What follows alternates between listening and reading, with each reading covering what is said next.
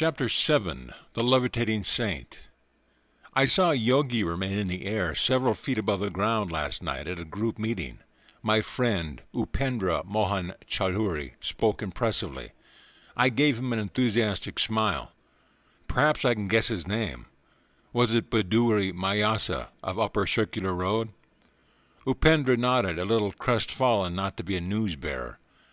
My inquisitiveness about saints were well known among my friends. They delighted in setting me on a fresh track. The yogi lived so close to my home that I often visited him. My words brought keen interest to Upendra's face, and I made a further confidence. I have seen him in remarkable feats. He was expertly mastered the various pranayamas of the ancient eightfold yoga outlined by Patanjali.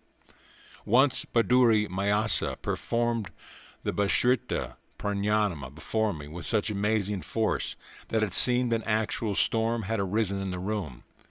Then he extinguished the thundering breath and remained motionless in a high state of superconsciousness. The aura of peace after the storm was vivid beyond forgetting. I heard that the saint never leaves his home. Upendra's tone was a trifle incredulous. Indeed, it is true. He has lived indoors for the past 20 years. He slightly relaxes his self-imposed rule at the times of our holy festivals, when he goes as far as his front sidewalk.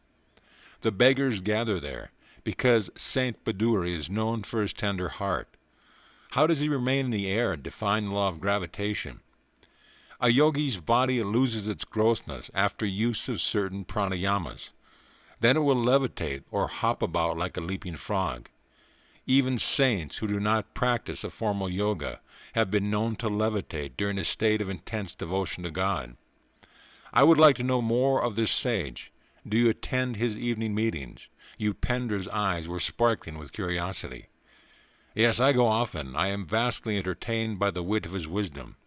Occasionally my prolonged laughter mars the solemnity of his gatherings. The saint is not displeased, but his disciples look daggers. On my way home from school that afternoon, I passed Baduri Mayasa's cloister and decided on a visit. The yogi was inaccessible to the general public. A lone disciple, occupying the front floor, guarded his master's privacy. The student was something of a Maritant. He now inquired formally if I had an engagement. His guru put in an appearance just in time to save me from summary ejection. Let Mukunda come when he will, the sage's eyes twinkled. My rule of seclusion is not for my own comfort, but for that of others. Worldly people do not like the candor which shatters their delusion. Saints are not only rare but disconcerting. Even in Scripture they are often found embarrassing. I followed Baduri Mayasa to his austere quarters on the top floor, from which he seldom stirred. Masters often ignore the panorama of the world's ado, out of the focus still centered in the ages. The contemporaries of a sage are not alone those of the narrow present. Maharishi, you are the first yogi I have known who always stays indoors. God plants his saints sometimes in unexpected soil, lest we think we may reduce him to a rule. The sage locked his vibrant body into the lotus posture. In his 70s, he displayed no unpleasing signs of age or sedentary life. Stalwart and straight, he was ideal in every respect. His face was that of a rishi, as described in the ancient text. Noble-headed, abundantly bearded, he always sat firmly upright, his quiet eyes fixed on omnipresence. The saint and I entered the meditative state. After an hour his gentle voice roused me. You go often into the silence, but have you developed anubhava? He was reminding me to love God more than meditation. Do not mistake the technique for the goal. He offered me some mangoes. With the good-humored wit I found so delightful in his grave nature, he remarked, people in general are more fond of jala yoga, union with food, than with dhyana yoga, union with God. His yogic pun affected me uproariously. What a laugh you have! An affectionate gleam came into his gaze. His own face was always serious, yet touched with an ecstatic smile. His large lotus eyes held a hidden divine laughter. Those letters come from far-off America. The sage indicated several thick envelopes on a table. I correspond with a few societies there whose members are interested in yoga. They are discovering India anew with a better sense of direction than Columbus. I am glad to help them. The knowledge of yoga is free to all who will receive, like the ungarnishable daylight. What rishis perceived as essential for human salvation need not be diluted for the West. Alike in soul, though diverse in outer experience, neither West nor East will flourish if some form of disciplinary yoga be not practiced. The saint held me with his tranquil eyes. I did not realize that his speech was his veiled prophetic guidance. It is only now, as I write these words, that I understand the full meaning in the casual intimations he gave me that someday I would carry India's teaching to America. Sir, I inquired, why do you not write a book on yoga for the benefit of the world? I am training disciples, he replied. They and their students will be living volumes, proof against the natural disintegration of time and the unnatural interpretation of the critics.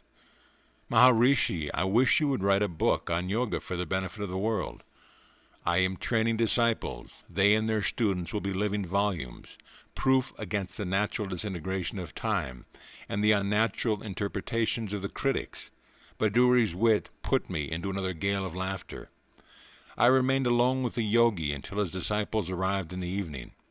Baduri Mahasha entered one of his illimitable discourses.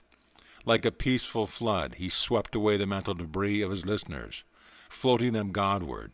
His striking parables were expressed in a flawless Bengali. This evening, Baduri expounded various philosophical points connected with the life of Mirabi, a medieval Rajputani princess who abandoned her court to seek the company of sadhus. One great sannyasa refused to receive her because she was a woman. Her reply brought him humbly to her feet. "Tell the master," she said, "that I do not know there was any male in the universe save God. Are we all not females before him? A scriptural conception of the Lord as the only positive creative principle, his creation being not but a passive maya." Mirabi composed many ecstatic songs which are still treasured in India. I translate one of them here. If by bathing daily God should be realized sooner, should I be a whale in the deep.